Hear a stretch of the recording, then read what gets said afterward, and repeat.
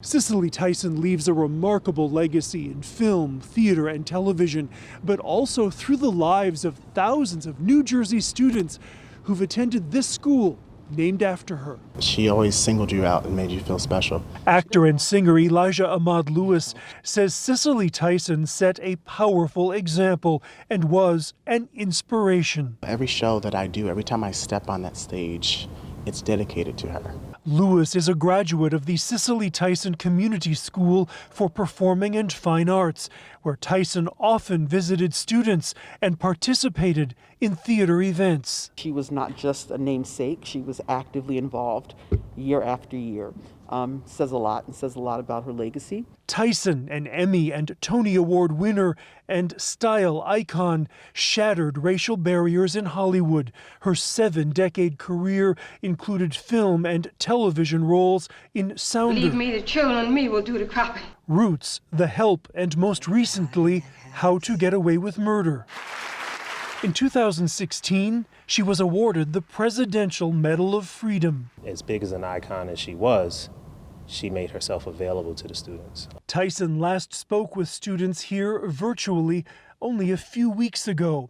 Lewis, who was appearing on Broadway in Ain't Too Proud, The Life and Times of the Temptations until the COVID shutdown, says Tyson was an early believer in his talents. She pulled me aside and she said, "Listen, you have it." And she said, "Do you want to be on Broadway?" I said, "Of course, yeah." She was like, "Listen, if you keep doing what you're doing and working as hard as you are, you'll get there before you know it." John Bathke, News 12, New Jersey. Culture. Hi, News 12. I just won The Voice. Community. The first shot went into the arm of Port Washington nurse Sandra Lindsay. Connections. Seems like so much fun. It was pretty hectic. Discover News 12 New York. Hey, look, we're happy, right? A new way to see the best of News 12's local channels from across the tri-state area, all in one place. Now streaming 24/7 on your favorite devices. Discover News 12 New York today.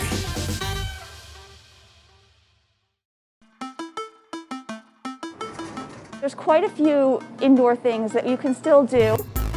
2 arcades and our aquarium, as well as a sweet shop. This is the Pavilion Arcade.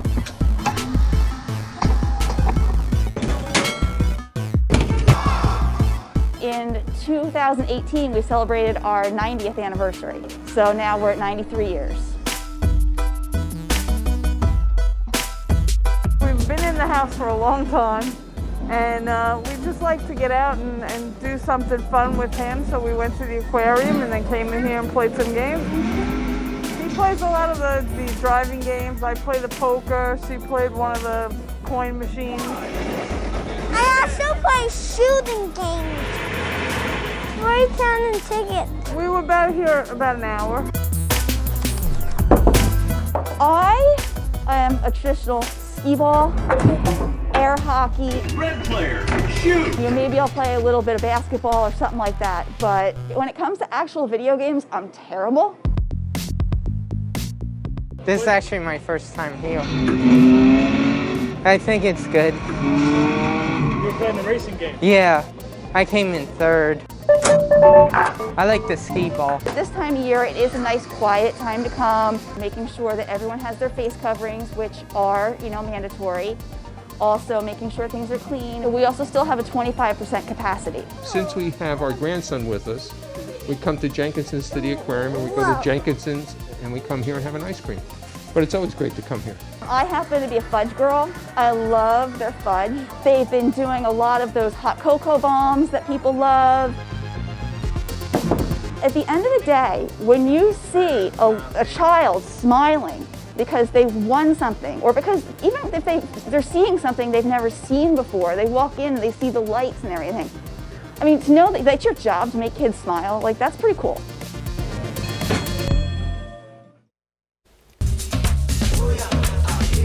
This is Our Lives. I'm Gwen Edwards. There's a little hesitation amongst people in the minority community when it comes to the COVID-19 vaccine. And the alumni chapter of Alpha Kappa Alpha in Fairfield County hopes to dispel some of that fear. Jen Distance is with Alpha Kappa Alpha Sorority Incorporated, the cultured Pearl Society. Jen, thank you so much for joining us. Thank you so much for having us today. All right, Jen, tell us what you're planning in hopes of alleviating some of those fears about the COVID-19 vaccine. Absolutely. As you stated, there's just a vast amount of fear, misinformation, and frankly, a lack of information concerning the vaccine right now. And the community, particularly the Black and Brown communities, have a significant amount of hesitation when it comes to taking the vaccine. So we hope to provide a no judgment zone where we're not pushing a certain agenda, we don't have an opinion, but we'd like to arm people with all of the vital information to make healthy decisions for themselves and their families. So our goal and objective is to allow an open forum so that people can become comfortable with all of the facts and make informed and good decisions for their families. Yes, we're very fortunate. As you know, Pfizer was one of the forefronters in the vaccination, and we were able to get assistance with the two spectacular panelists. One is Dr. Dara Richardson Heron, who is the chief patent officer for Pfizer. Dr. Richardson Heron has had a 25-year career, and she leads all of the patent information for Pfizer. And Susan Silberman is the global advisor for Pfizer Biopharmaceuticals Group. And she currently leads the COVID-19 task force for that company. You're presenting it in a casual way. You're calling it an armchair chat. Tell us when it is and how we can be a part of the chat. Armchairchat.com. Again, armchairchat.com. You may register. It is a free event, and you will simply log in and you can stream the event. We also will have a forum for you to ask questions, so your questions will be given to the panel for answers. And again, that will be Saturday, February the 20th, 2021, starting at 2 p.m. And we want to thank you for watching our lives, and we hope to see you the next time.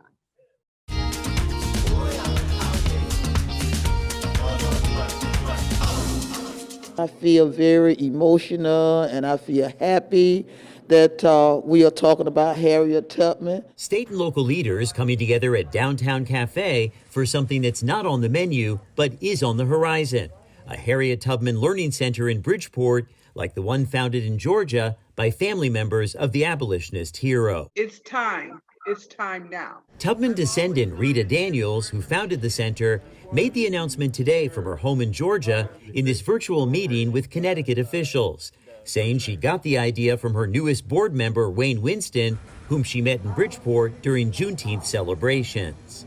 It was in a dream that I was told that he needed to be on the board for the Learning Center because he's a mover and he's a shaker. He knows how to get things done. It's a phenomenal opportunity in Bridgeport to bring the Learning Center here. We have to have creative ways to teach our kids, and the Learning Center will bring that to Bridgeport. Harriet Tubman can be a hero here in Bridgeport and throughout Connecticut for increasing learning. The announcement comes 4 days after the Biden administration said Tubman will replace Andrew Jackson on the $20 bill. And I'm so happy that they're going to put her name and her face in a $20 bill. That's got to be some kind of super pride that these young people are going to be able to have and look up at a name and says Harriet Tubman.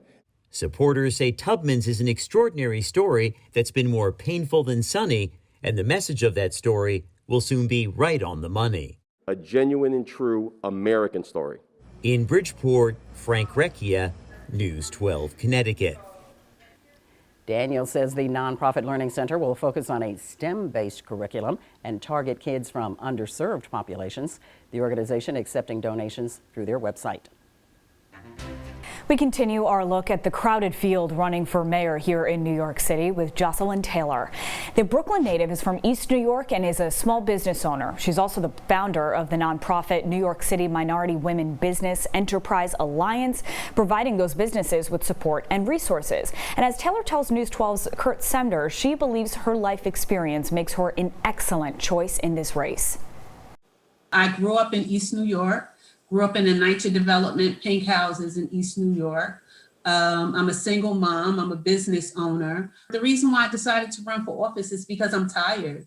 I mean, we've been having the same conversations over and over and over again about these issues. There's definitely a housing crisis. We're talking about people making $15 an hour, and then we're building $2,000 a month apartments.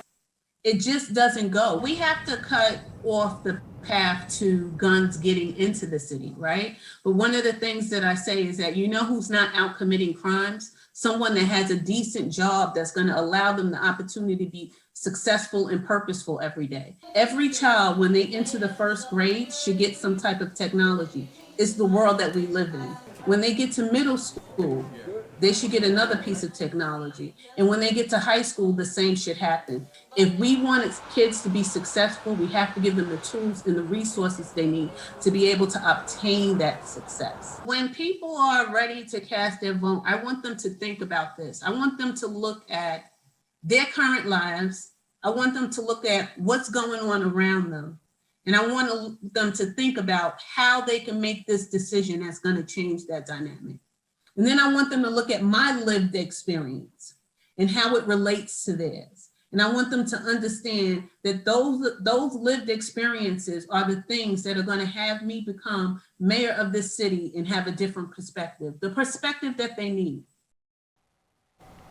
And you can check out all of our profiles of the candidates running for New York City mayor as they air over on our website, news12.com. We also have all the information you need posted there to register to vote. The important dates here are May 28th, that's the last day to register in person, or have your mail-in application postmarked by.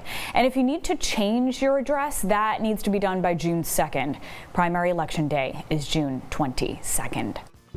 Ah, skating through Asbury Park with the wind blowing through my thick, wavy hair. Is this 1991? Nope, no time travel involved. Just a trip to Wigadoo in Mount Laurel. You are? Maureen. Maureen, how you doing, Maureen? Where Maureen Mullen covered my bald dome with a new mane. Oh my Lord. Looks real. Right? I gotta get the band back together. See, it all started with this email from a viewer named Linda who said I'm, quote, not pleasant to hear or look at. So maybe it was time to start pulling the rug over the eyes of discriminating cranks like Linda. Husband and wife owners Rob and Jamie Levine know a great wig from a bad rug. They've owned Wigadoo for more than a decade now, and he was in wig distribution for years before that. I noticed fewer men who have obvious toupees. Well, that's maybe good. because We don't. Maybe because they're. No, but look, you know, tell you this all the time I too. Whether point it's a them out men's, all the time. whether it's a men's toupee or a woman's wig, if it's not put on properly or you're not taught the right way to do it, it could be the best thing in the world, and it's going to look like a wig. I told Maureen I wanted locks that looked like News 12 meteorologist Dave Curran's. That's real hair? Yeah. All right, he's not faking it? No. All right, good. Yeah, that's just too perfect. Maureen measured and fitted me for an old school toupee. I thought bald icon Michael Jordan had killed the toupee market like JFK killed the top hat. Apparently they still sell. Then I tried on a few full-on wigs. This one had me thinking I might get promoted to anchorman. Brian Donahue, News 12, New Jersey. But I went with the one that turned back the clock a bit, a design called Chiseled. This is what it would look like if I had hair. I mean, this is what my head would look like. Mm-hmm. And I stepped out into the world amid perfect, frigid winter wig weather. My new piece quickly passed the crucial Wawa cashier test. Okay, you got a hairpiece? It looks real good. It's a wig. Yeah? How do you think I look? It looks good. You can barely tell. Now we all know anything goes on the boardwalk. You like this look? Or this look? Ah, you got me. I thought that was a real thing. Oh, man. So. But the guys at my weekly pickleball game are a tougher crowd. Like the new look?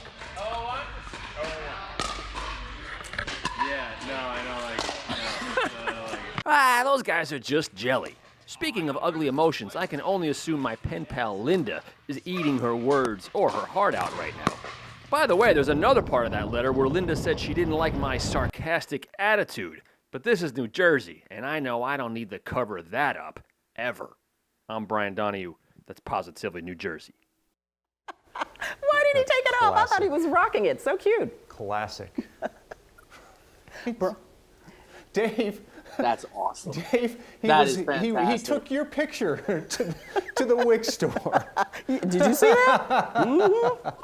I'll take one of those too, Dave. That is seriously the biggest form of flattery. Yeah, seriously, it is. Just like no. I need hair like this. With the highlights too. Although if the dogs keep barking, this is going to get grayer quicker. Blumenthal honoring a dozen American heroes today, the Marine Corps veterans of Fairfield County at their headquarters in Ridgefield. The group is known for its Toys for Tots program. Senator Blumenthal says members like Robert Montgomery, who was awarded the Navy Cross, given for heroism in combat, typify the great traditions that put the Marine Corps first. These veterans go beyond the call. They care for people, they provide Toys for Tots, they serve this community and the entire state of Connecticut. So I'm very proud to honor them. Folks here really appreciate what is being done, and there are a lot of different things we can get involved with here that help make this community a wonderful community. The group in turn thanking the senator for his decades of service to veterans. The Toys for Tots program works with the Building Hope Foundation. There's a teenager in Bernardsville dreaming Olympic dreams right now in a sport that New Jersey's not necessarily known for, sailing. What makes Anna Claire Sims even more amazing, she's overcome Tourette's syndrome. Diagnosed when she was 10, she went to the New Jersey Center for Tourette's Syndrome in Somerville, made great strides, so much so she became a spokesperson for their organization. And now, with a passion for the water and sailing, this spring semester she is living and studying in Alabama at the prestigious Oak Cliff Sailing Program. Kids there often wind up sailing for Team USA in the Olympics. It's really a great story of overcoming odds, a disorder that was just a minor speed bump for this Jersey-proud youngster. Very inspirational kid there, Dave. That is awesome, although I don't know if she would want to be practicing up here in New Jersey over the course of the next couple of days. Little on the chilly side out there. Actually, you know what? It'd probably be a lot warmer in the water than it would be out of the water. News 12 photojournalist Lori Goliath teamed up with naturalist Mark Fowler of Grace Farms Foundation to explore waterfalls in winter.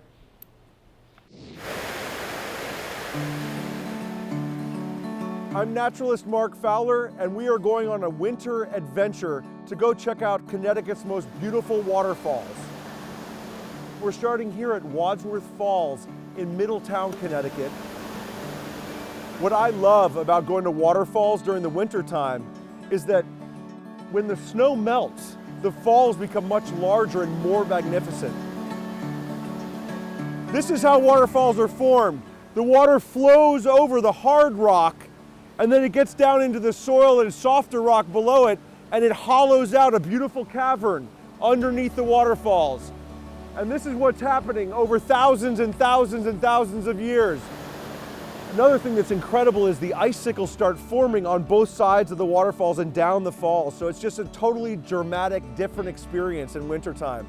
As well as you have all of the evergreens, the pines, the hemlocks. Talk about enchanting. Check out these incredible rock formations with the beautiful river flowing down it and all the ice crystals. You can see right over my shoulder the beautiful Westfield Falls. It's incredible, this small river has carved out this beautiful large canyon that flows down the mountainside here. So here is a perfect example of the beauty that exists in winter. Deep into winter, and we've got beautiful green moss growing out of these rocks. On the small stream, you see all the beautiful ice crystals forming. So it's a completely different, sublime experience. When you make your way from the beautiful falls in Middletown, you'll cross the East Haddam Swing Bridge on your way to Devil's Hop Yard State Park.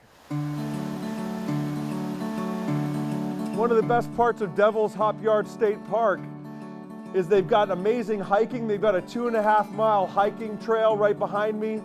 I'm crossing the 8-mile river, which flows into the Connecticut River. And I'm on this amazing, brand new covered bridge here at the state park. Connecticut Department of Environmental Protection is doing dozens of upgrades around the parks throughout the state of Connecticut.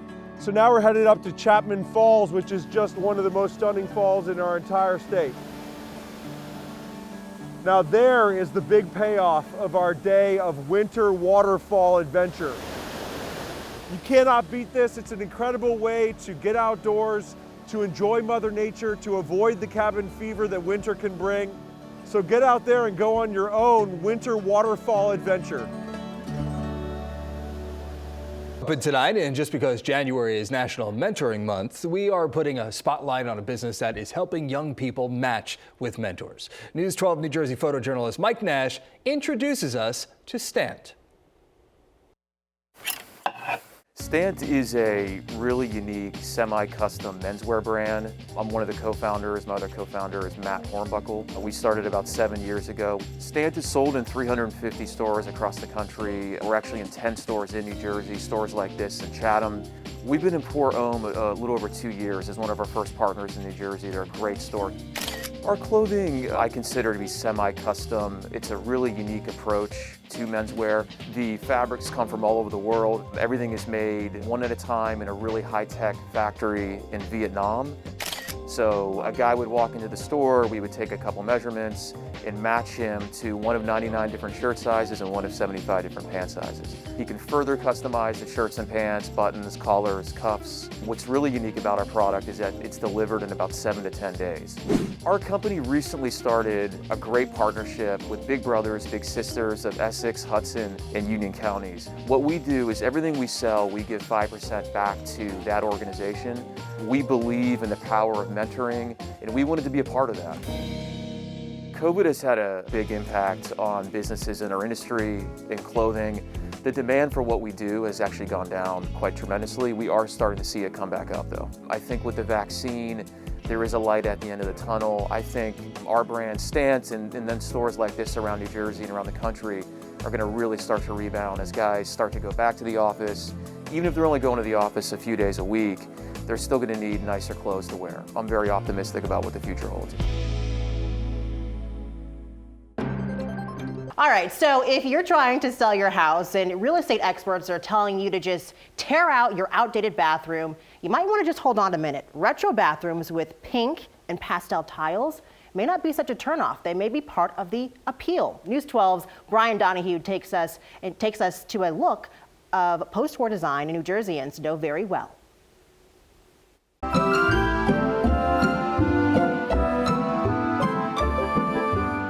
In Rockaway Township, the streets are lined with tidy homes built in the 1950s suburban boom. One of them, the home of Kelly and Frank Rodimer, still features one of the most patented and now treasured relics of the era, the pink bathroom. Beautiful, look at that. Long out of style and the bane of homeowners trying to sell their houses, vintage loos are being embraced as retro chic, even if it's a reluctant embrace. We don't seem to hate it, so we're trying to embrace it right now. The Rodimers are adding a few modern touches and planning a paint job, but they're keeping the pink porcelain. I changed the shower curtain, that's about it. And they're not alone. There's even a website, SaveThePinkBathrooms.com, started by Massachusetts designer Pam Kuber, who's hoping to convince people to keep what she calls a, quote, wonderful part of our home design heritage. Kuber credits First Lady Mamie Eisenhower with popularizing the decor after she decorated the White House with lots and lots of pink. Because so much of New Jersey's housing stock was built in the post-war years, Jersey has a lot of pink bathrooms. The tub is pink, and they did the pink toilet. Besides embracing a retro aesthetic, there's a larger message about rejecting the consumerism that demands we always buy the flashiest, newest thing. In Parsippany, Pam and Brian Wheelock are embracing the two retro bathrooms in the home they bought in 2019. The pink potty kept the purchase price down. The tile and fixture still work, so why replace them? The bathroom. I mean, the tile's nice. The tub is not cracked. Like it. Yeah, it's totally usable. There's no leaks. As Kuber puts it on her website, sometimes instead of longing for what you see on those home remodeling TV shows, it's best to just love the house you're in. In other words, keep looking at the world from your rose-colored bathrooms. I'm Brian Donahue. That's Positively New Jersey. I almost feel like we should go on social media and ask you at home if you would want a pink bathroom. I don't know. Oh, okay, well, nevertheless, at SaveThePinkBathrooms.com, more than 1,000 people, so somebody out there, have taken a pledge not to tear out their old pink bathroom. Jeez, well, and what's next though when you think of it? Are we going to see those the old yellow and green appliances come back in the kitchens? Oh my gosh, don't. First, he called himself a proud nerd, a young man breaking boundaries in his own life, and he also wants to make it think outside of the box. And he's using what he says is a gift to do so. In this Best of the Bronx report, News 12's Anthony Carlo introduces you to the man of words. Eager to play you for a fool with word games and ambiguous claims. Raw. Pack gels that stack to the top. Insightful. How Omar Lawrence describes his poetry. Inspire transformation in the mind of the listener. To put your mind in motion. When you feel lost, when you feel confused, you turn on music, you press play, you open up a book, because it's like a map, it's like a compass to help you get from point A to point B. And this craft is my passport to explore the planet. He's not trying to be the next Drake, not another pop star amid an abundance of rappers. I have to use guerrilla tactics like the Vietnamese going against the United States. Omar wants to make people think differently. One night I made a wish. And feel more deeply after reading his book. You could see a lion, and that's one thing. And listening to his spoken word poetry album, Omar, Man of Words. But when you hear a lion, then you know that is real. The 25-year-old college student and son of Jamaican immigrants says he was always destined to be somebody. The price of being an outsider in many urban communities is a high one to pay. For him, it's meant steering away from street life, sometimes getting laughed at. But he knows what he wants. Oh, you looked at me wrong, you stepped on my shoes, I'm gonna blow your brains out. These are not the values and the culture of the people who actually succeed and make it. Now, Omar is a busy man, but his plan doesn't just include being an author and a poet. In fact, he says he's a businessman, and he wants to give back to the community one day by building community centers, just like the one we did this interview in. There's a cliche in hip-hop culture, oh, it was either rap, sell crack, or play basketball. I want to give people a fourth option. Business. You can listen to Omar's album on iTunes and Spotify. I'm Anthony Carlo with your Best of the Bronx report. A local doctor has found a way to use her long-time hobby of crochet to help her fellow ER staffers. And as News 12 Connecticut's Ali Warshawski found out, Senator Bernie Sanders is helping out, sort of. People are getting very creative in this stressful time. So I think that having creativity and having laughs are really important. Emergency room doctor Elena Kozlova is also getting creative to relieve the stress of being a frontline worker during the pandemic. I've been crocheting quite a bit. It's a great stress reliever, so here's a little birdie that I made. After 20 hours of working with a pattern and some yarn, Kozlova made the Senator Bernie Sanders in the photo from the inauguration that has gone viral. It's been a very positive picture because it's making people laugh. She got hooked on crocheting about 6 years ago, but hasn't sold one of her creations until now. I figured that it would be a great way to give back to the emergency department. And if I was able to sell some of him, then we would be able to raise a little bit of money for the emergency room staff. She calls the cleaning and desk staff in the ER department the hospital's unsung heroes. They work tirelessly. Our secretaries are absolutely incredible. They really make the entire department run. Kozlova says she's raising money to give to them or to use to celebrate them in some way. He's going to be going in the mail very shortly, but I think as long as people want him, I can definitely make him. You can purchase a doll for $50 on her Etsy page, Dr. K Crochet. In Reading, Ali Warshawski, News 12 Connecticut. Of guns, they are out of New Yorkers' hands, exchanged for cash for a new iPad in Brownsville. News 12 Sabrina Franza explains. 48 guns on the table here. The state attorney general saying there's no way of knowing how many people will come and return their weapons, but this is a step in the right direction. 14 handguns, 26 long guns, 5 antique weapons, and 3 assault rifles. In exchange, iPads or cash for those weapons. It's all in an effort to fight gun violence, especially in an area that saw a huge spike in crime in 2020. Officials adding that it's a safe way with no strings attached to get these guns off the streets, making sure they can't be used in a crime or in suicide, and to keep those weapons out of the hands of children. We have to replace a gun with something, a book, an iPad, a job, a house. We've got to make sure that we step up and reach out to communities that are struggling right now with gun violence. Attorney General James adding that this is just one way communities can be a part of the solution. We're in Brownsville, Brooklyn. Sabrina Franza, News 12. Display that's traveling around the city first, exploring American tradition all through sculpture and performance. It made a stop in Brooklyn this weekend. News 12's Janae Caldwell has more from the artists on the meaning behind the artwork.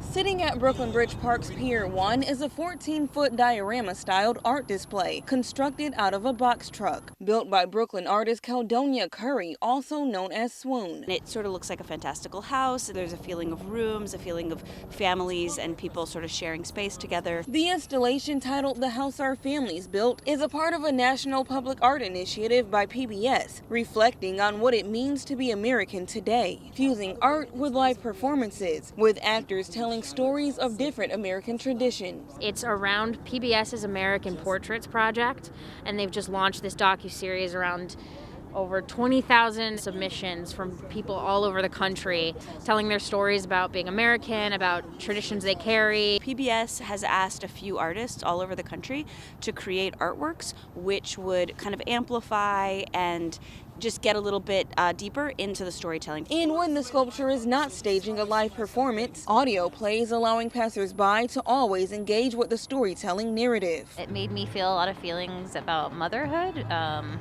because I am a mother myself, and it was interesting to hear everybody talk about all of their different traditions because I try to carry out some traditions with my daughter. The art display unveiled this weekend travels across the city. The next stop is Prospect Park next weekend, where more passersby can enjoy the storytelling of this traveling art. At Brooklyn Bridge Park, Janae Caldwell, News 12. And the Brooklyn Public Library releasing a limited edition library card celebrating Black American culture and history. And they have a contest going on for artists looking to design this card. This all started when a member of the Community Board 3 visited the Macon Library in Brooklyn and saw the African American Heritage Center there. She wanted more people to be aware of the space, so came up with a creative contest for people to design a library card that'll be revealed as part of Brooklyn Public Library's Juneteenth 2021 celebrations. Artists ages 13 and up have until the end of January, well, January 31st, to submit their ideas. And the winner also, by the way, gets $2,000.